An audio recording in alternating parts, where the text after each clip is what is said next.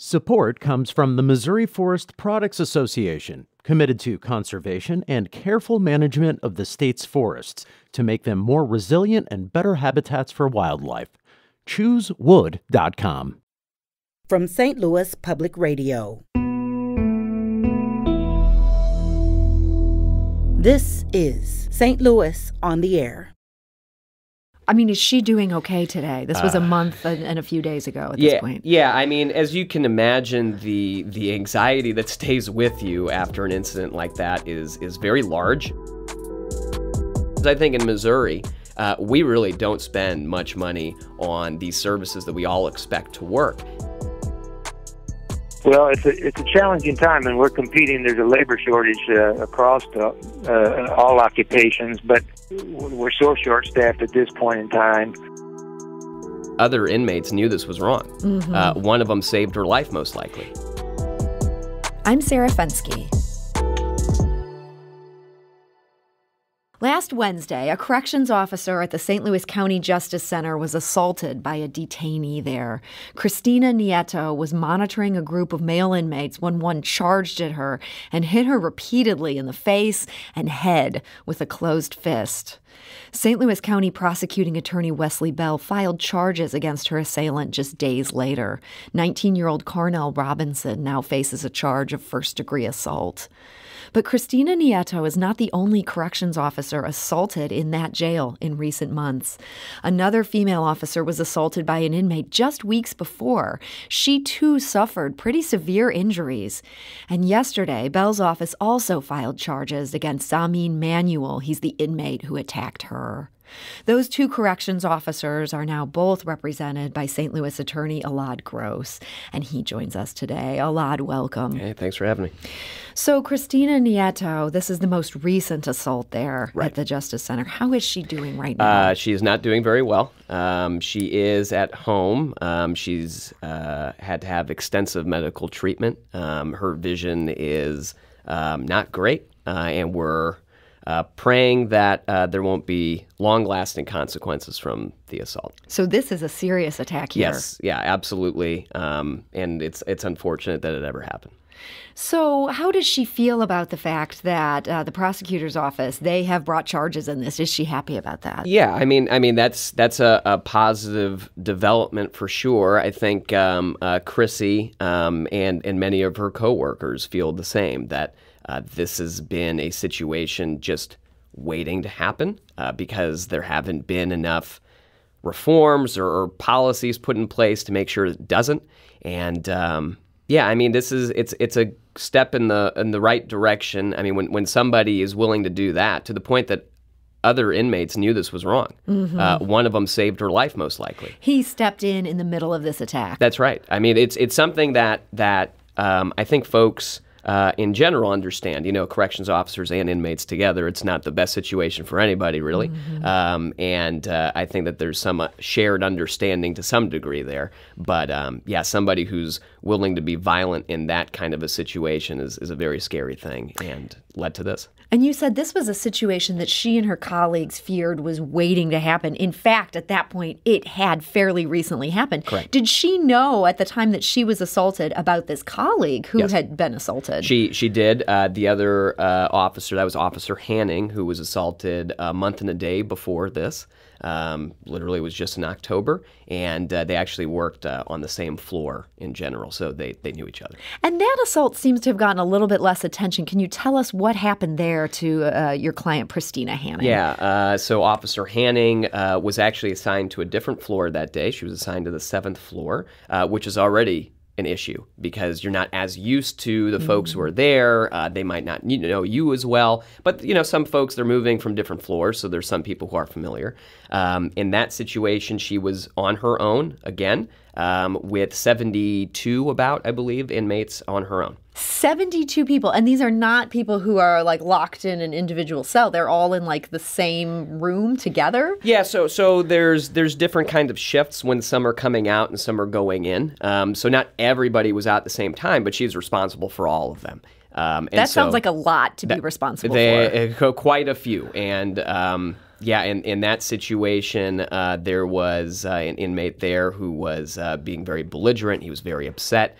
and kept coming, up and down the stairs back to her position, got very close to her. She kept warning him not to do that, and tried as much as she could to de-escalate the situation. Unfortunately, that was not something that he seemed to want to do, and so he started charging at her. She still told him to stop, and eventually she tried to radio it over, but he was yelling over her voice, to the point where she had to then pull out her pepper spray, use it. That did not stop him. He continued to charge at her, and eventually was able to get control of her, get behind her, put her in a choke lock, and try to break her neck while he was saying that he would kill her. And eventually, I guess that didn't work very well, or he tried as much as he could, and he eventually threw her to the ground, where she landed straight on her shoulder. And thankfully, people eventually responded. That sounds terrifying. Yeah. I mean, is she doing okay today? This was a month and a few days ago at this point. Yeah, I mean, as you can imagine, the anxiety that stays with you after an incident like that is very large. But yeah, she's still having to go through treatment today as well, both physically and emotionally. So these two women, I mean, these are two really scary attacks. And in both cases, they're the one person there with a whole lot of inmates. Is that the source of this problem? Yeah, I think there's a few things. So one is they're on their own. Mm-hmm. And that is a practice that doesn't seem to make any sense just thinking about it, right? And I've done some work for the state with the Department of Corrections, and from my experience, I don't get it. But two is just the response time. So even in that situation, when somebody makes a call, you need to have somebody responding immediately. And there's a bunch of security stuff you wouldn't think of, like, if somebody is in a different housing unit, you can't just open all the doors, because if there's a security issue, then, maybe we're going to have an even bigger one. Sure. But there should be a plan in place for a response to come immediately. And the best way to really do that is to have somebody else there with you. At least one, I mean, even two people for a room of 70 folks, that could be problematic, too. You mentioned you've done work with other correctional centers before. Is this common that you'd have just one person with 70 guys? It is not common from my experience, and that's in the state of Missouri, and from my understanding of different states that we've looked at too. But it is not common for corrections officers to be alone, period, with folks. And there's a lot of reasons for that. I mean, that's to protect everybody's safety. So, I mean, whether you're thinking about inmate safety, which there have been many inmates who have been beaten there as well by other inmates, and folks intervened. And this is a danger for everybody who is there, whether you're working there or whether you're incarcerated at the St. Louis County Justice Center. So what's your sense of what needs to happen here? They have lots of changes. I mean, number one, they need to take care of folks who get injured because of these bad practices, this bad policy. But two, that bad practice, they got to go. I mean, they shouldn't be there. So there needs to be reforms made. There needs to be a lot more attention on this issue. I think, there's been some efforts to reinvest in our public institutions. I think in Missouri, we really don't spend much money on these services that we all expect to work. And, whether that's transportation, whether that's education, which we've defunded in the state to a large degree, or whether that's our correctional institutions and public safety. I mean, we are reaping what we have sowed for so many years. And the folks who are working there, the folks who are detained there, including some who might be detained who haven't even, they haven't been adjudicated yet. We don't know if they're they have innocent not been convicted of a crime. Yeah, exactly. I mean, everybody who's involved really deserves to be safe in those situations, and that's not happening. So in just a few minutes on this show, I'm going to talk to the acting director of the correctional services there, and it's going to be interesting to hear what he has to say. He has not been on the job long. It's safe to say these problems long predate him taking this position, but there have been concerns about this jail for many years now. Yeah. You're saying they need more money. St. Louis County needs to step up here. Is your take? I mean, I think that's one. I don't want to just say it's just money, but sure. Yeah, I mean, I think that would be helpful. I mean, the folks who work there, they don't get paid very much to work there, and they have a big staffing shortage exactly right now. I think they have 80 positions open. Is the latest I heard. Something like I think it's 70. It's a lot. Yeah. And there's a reason why folks are making decisions, I guess, that's jeopardizing people's safety. And it's very hard to recruit folks to come work at these jobs if you're not going to pay them. So that's one. But two, whatever money that you've got, whatever it is, you need to be open about what's going on and ensure that folks are safe no matter what. And unfortunately, it's a bad situation right now, and I hope leadership really steps in, and I hope Mr. Anders and it sounds like he's really looking into this. So there have been calls now for about 3 years to have an outside review of everything going on in that jail. I understand we're now going to get that. Do you feel confident that we're going to get one that actually gets to the bottom of things? I'm an optimistic guy. But it's gonna be hard in Missouri. So good for you. It sometimes it is. Yeah. I think I know that there are a lot of folks who work there who really care about their jobs. There are folks who are being held there who really care about the conditions in which they're held. I hope that those voices are included in this process. I hope that there's more communication with the folks I'm representing, but also their coworkers, and really giving folks an ownership stake in what they're dealing with every day. They are the experts on what is happening there all the time.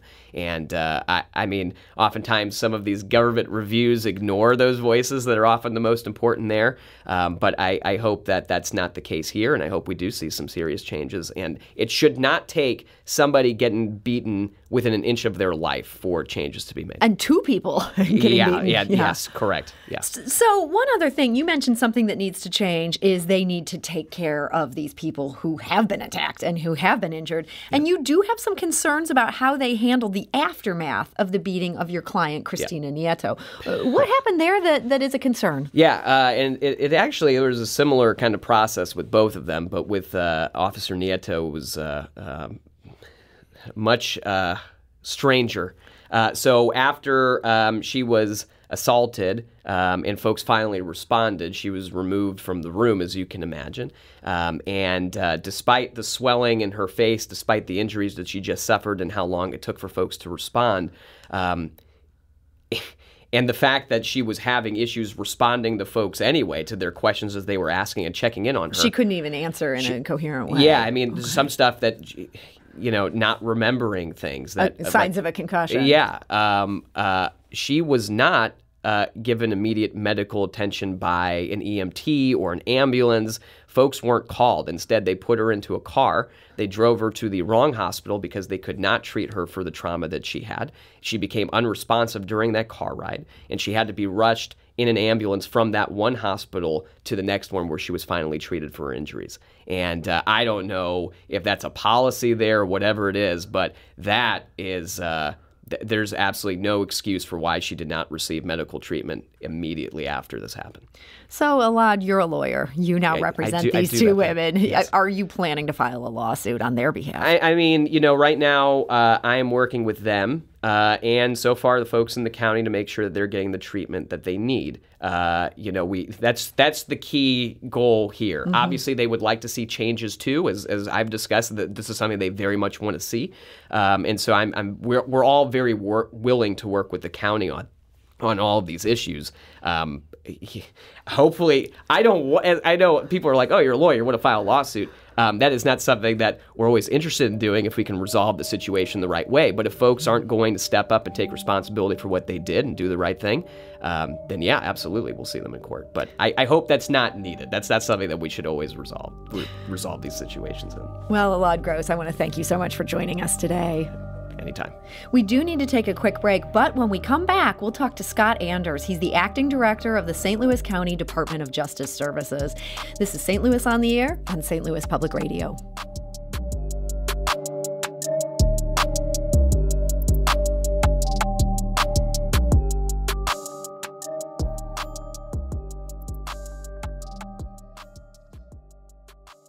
Support comes from the Missouri Forest Products Association, providing more than 41,000 jobs in the production of wood pallets, railroad ties, white oak barrels, hardwood floors, and more. Details at choosewood.com.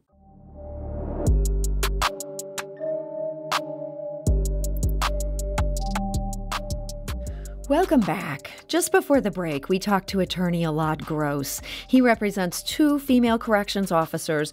Both of them were attacked in the last 5 weeks or so by inmates at the St. Louis County Justice Center, and both were pretty badly injured. And so joining us now to share some perspective is Scott Anders. He's the acting director of the St. Louis County Department of Justice Services. Director Anders, welcome. Thank you for having me. So it was hard to hear Elad talk about what happened to these 2 women. Frankly, it sounds like a terrifying situation in both cases where they had so many people under their control. And when violence broke out, they were there all alone. Is that typical for the St. Louis County Justice Center to have somebody in charge of that many detainees?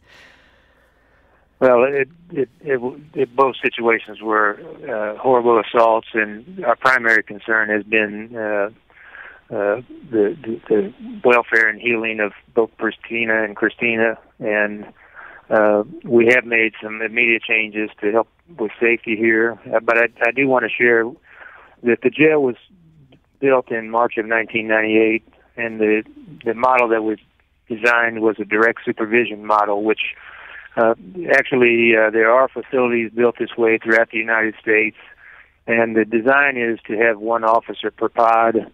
And it's an open model where they're communicating and building relationships with the residents there. And having 70 people in a pod, would that be what the jail is built for? That's considered typical. That is the way it was designed, and it's been the policy up until I changed that just following this incident. And so I can let you know that following the assault of Christina, we implemented a policy for a roving officer on each floor to provide additional support. And we do have unit managers that walk through routinely and do key lock searches and are there to assist. But on November, and I started this position on October 1st, so I implemented that procedure on October 9th. And on November 10th, after this event happened, and meeting with Christina's family and listening to their concerns and meeting with her, I had immediately locked down the jail, and it remained locked down for 2 days while we developed a new procedure that we could have 2 officers in each pod. And I did that because the level of risk of residents here has increased substantially during the pandemic. So while the pandemic has been in effect the last year and a half, majority of court hearings were not being held. Department of Corrections and Bureau of Prisons were not taking people that were sentenced. So. There were people that were not being released, and then on the front side of that, law enforcement agencies were arresting violent crimes and not pursuing incarceration for other municipal ordinance type violations. So about 2/3 of the jail now is higher risk, and so that policy was implemented that day. And even though we're short-staffed by 80 officers now, we've made a commitment to do that, and we're the other challenge during the pandemic is that the residents were locked down much more, and with the COVID restrictions that are in place for the county, we never would have more than 50% of the residents out at one time. So if the pod holds 72, then 36 residents would be the most that would be out at one time. Mm-hmm.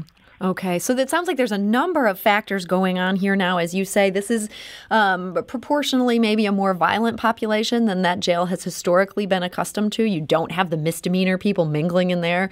People are staying for longer periods of time, which obviously ups the ante. Then there's obviously also this issue of staff shortages. And you mentioned you have a lot of open positions right now. What would you attribute that to?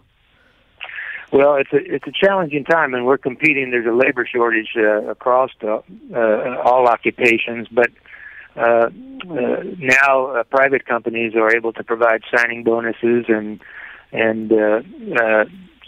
places like IKEA are offering $19 an hour and full college tuition. Mm-hmm. And this is a hard jails, job. I mean, nobody could say working as a corrections officer is cushy. Yeah, so we're asking, they're being paid similar wages and working in a much higher risk environment, and so that's why we've asked the county council for approval for a $2 an hour pay increase, so that we can be more competitive with even the other jails in the area. So I'm glad you mentioned that. This was a hot topic at last night's county council meeting. Martha Wheat is a corrections officer at the jail, and last night she implored the council to raise the pay so the environment there can improve. I'm terrified. I am terrified to step in one of them pods because I don't know am I going to be able to come out of there and go back home to my family. And so that is Corrections Officer Martha Wheat speaking last night. Do you think the council is receptive to that $2 bump you're asking for? I'm hopeful that they are, and they did pass an ordinance in late September that would have provided an increase to the officers, but unfortunately, it's not able to. It doesn't meet the criteria of ARPA funding, which would be the funding source for that. So that is why we've gone back and asked for the hourly increase, so that we have those resources. Yeah. So, I understand the council kind of previously tried to do this, but those raises haven't gone through. There was some sort of legal issue with that. And so it sounds like this is something where if they can just earmark this money that they thought they already earmarked, you'll be in a better place.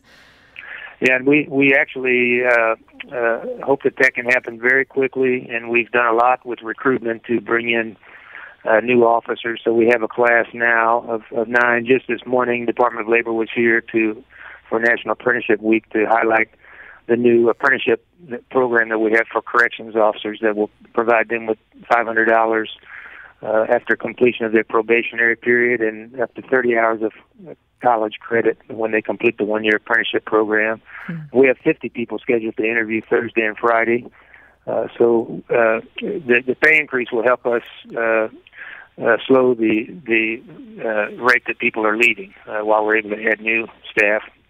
Well, Scott, I'm glad to hear that. And I do want to point out these problems. This is not something that anyone could allege is attributable to your leadership here, in that you just started last month as interim director. And there's been a number of interim directors in just the last few years.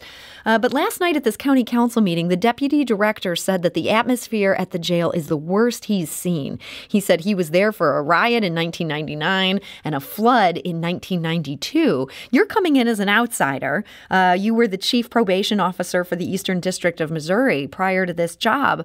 Do you think he's right? Is this jail in a dire situation? Well, we definitely have a crisis with our staffing, and this is not uncommon. Surrounding jails and the State Department of Corrections are all short-staffed as well.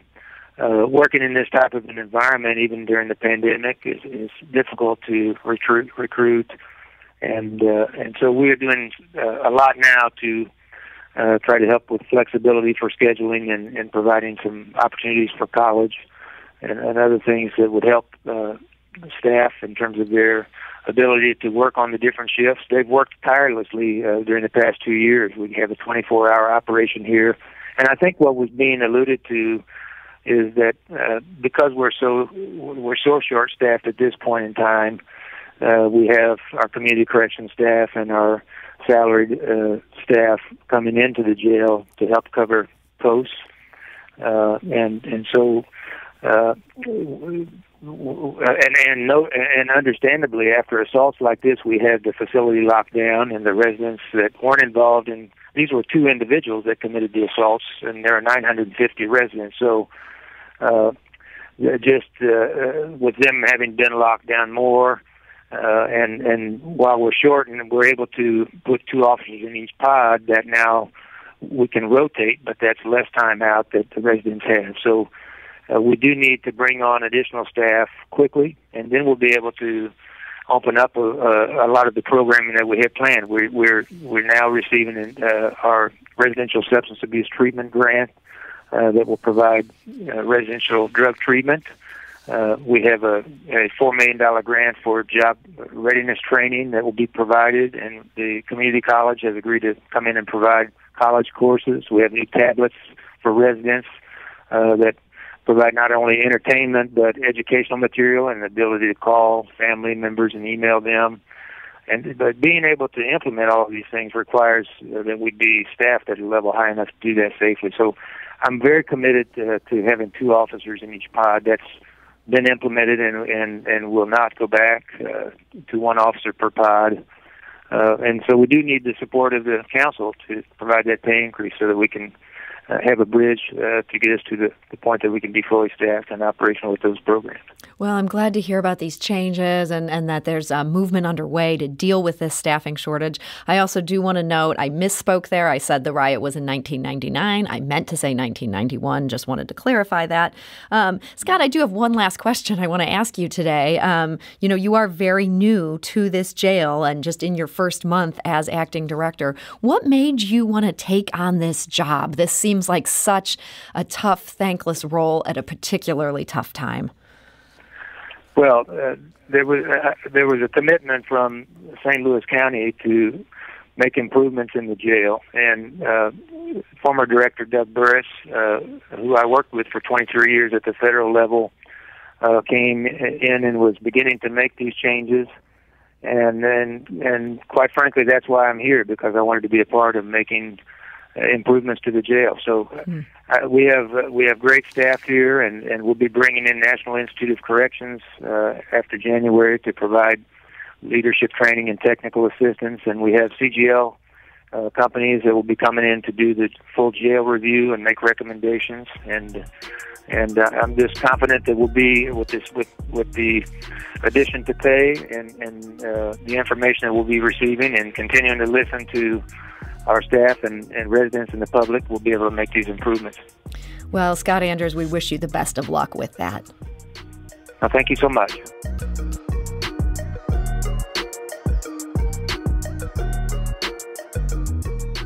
This episode was produced by Alex Hoyer, with audio engineering by Aaron Dorr and production assistance from Jane Mather-Glass. It was mixed and edited by Aaron. St. Louis on the Air is a production of St. Louis Public Radio. Understanding starts here.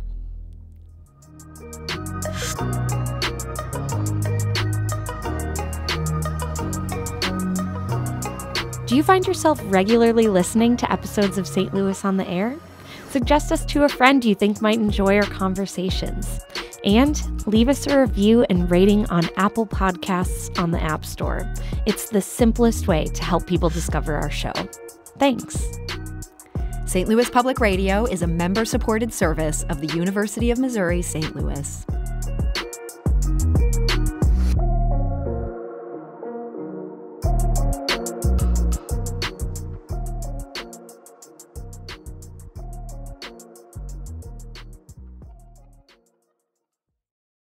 Support comes from the Missouri Forest Products Association, providing more than 41,000 jobs in the production of wood pallets, railroad ties, white oak barrels, hardwood floors, and more. Details at choosewood.com.